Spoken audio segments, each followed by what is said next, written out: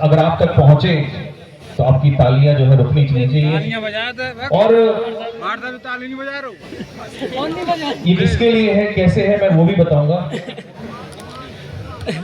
मैं जब आ रहा था तो यहीं पर कई बच्चियां महोबा के शायद आसपास से हैं, उन्होंने कहा सर हम कुछ प्रॉब्लम की वजह से आ नहीं सकते, लेकिन हमें आना था।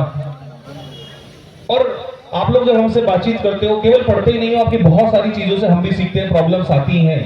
एक स्टूडेंट की लाइफ आसान नहीं है, बहुत समस्याएं हैं जिसके साथ एक स्टूडेंट लड़ता है।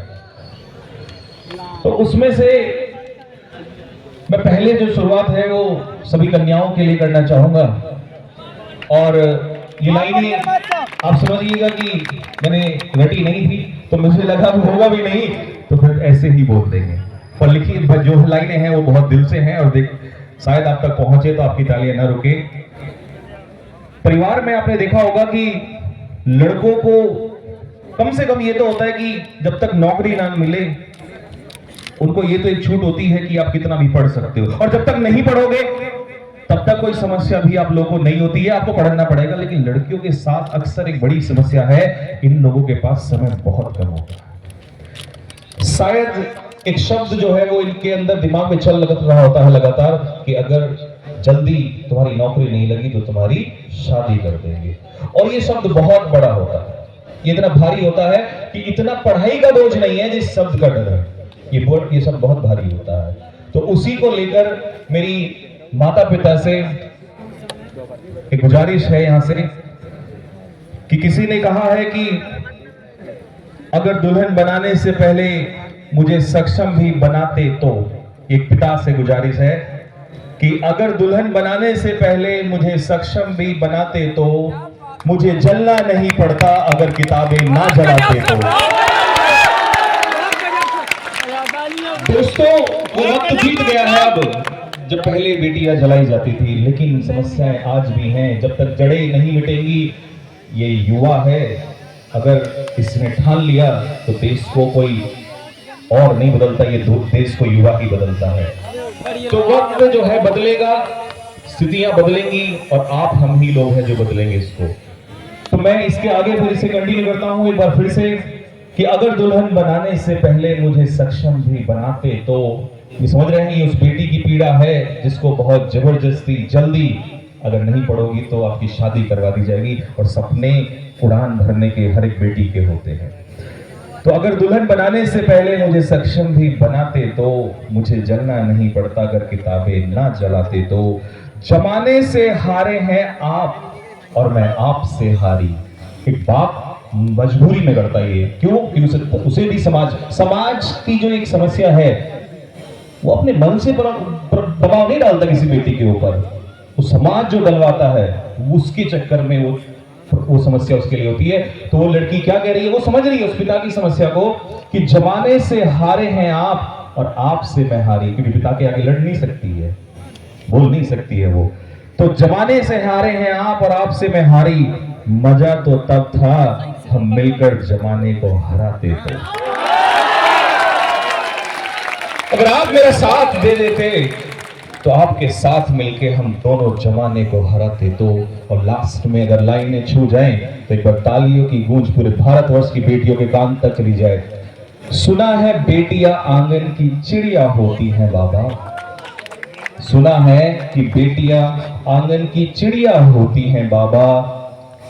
मैं पूरे जमाने में नाम रोशन कर देती अगर मुझे उड़ना सिखाते तो। मैं पूरे जमाने में तुम्हारा नाम रोशन कर देती अगर आप मुझे उड़ना सिखाते तो। किसी बेटी के पंख न काटे जाए। और इसी को लास्ट में दो लाइन से मैं खत्म करूंगा कि मेरे हौसले से ही अब उड़ान होगी, मेरे हौसले से ही अब उड़ान होगी। और ये बेटी अपने बाप को कह रही है कि पिता मेरी मेहनत के दम पे ही अब आपकी पहचान होगी। तो दोस्तों बहुत लंबा समय बीत गया है और आप, मुझे पता है, बहुत ज्यादा अब सुनना भी नहीं चाहते। Continue sir, continue. ब्रह्मास्त्र तैयार है।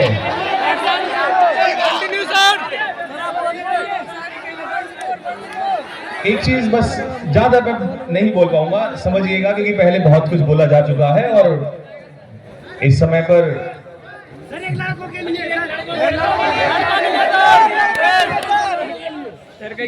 के लिए मैं लाइन नहीं बोलूंगा, आप पहले पूरा सुनिए। लड़कों के लिए मैं लाइन नहीं बोलूंगा, लड़कों के लिए मैं अभी रास्ते में आ रहा था, तो आते आते, अब ये तो आप सब भी जानते हैं, बट अभी एक घटना हुई और मैं जब ट्रेन में आ रहा था तो मैं आते आते एक चीज देखी और लड़के, और मैं दोनों को ही साथ में लूंगा, और लड़के क्या कर सकते हैं मैं वो भी बताता हूं आपको। अभी कल और परसों में ही एक हादसा हुआ कि हमारे जवान शहीद, उनकी दुर्घटना में मृत्यु हुई, वो शहीद हो गए। उनकी पत्नी ने जस्ट 8 घंटे पहले ही एक बेटी को जन्म दिया। शायद आपने भी देखा होगा, देखा होगा ना सभी। जब उनका अंतिम संस्कार किया जा रहा था तो देखिए, आप समझते हैं कि जब एक माँ एक बच्चे को जन्म देती है तो उस समय जो कष्ट और पीड़ा होती है उसका कोई मुकाबला नहीं कर सकता। तो उन्होंने उसी समय स्ट्रेचर पर हैं, 8 घंटे पहले एक बेटी को जन्म दिया है, और वो दोनों, उनकी बेटी भी और उनकी पत्नी, वो दोनों वहां पहुंचते हैं। लेकिन जानते हो क्यों? क्योंकि वो हौसला, इतने दर्द के बावजूद भी, इतनी समस्या, इतनी पीड़ा के बावजूद भी, वो जानते हो वहां क्यों पहुंचती है? वो हौसला किसी और ने नहीं दिया, वो उस वीर सपूत, वो भी एक लड़का, एक माँ का लड़का रहा होगा, उस लड़के ने वो हौसला दिया है। वो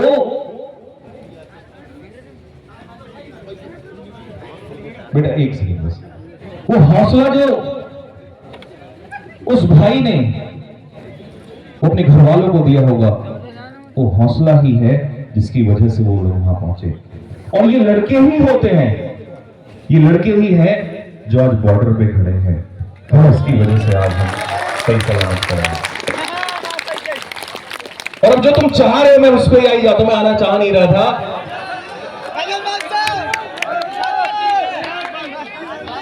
कि मेरे दोस्त, जिस दौर से तुम गुजरे हो हम भी वहीं से गुजरे हैं, और जिस दौर से तुम गुजर रहे हो हम वहां से गुजर चुके हैं। लड़कों के साथ बहुत सारी समस्याएं हैं, इन्हें यार,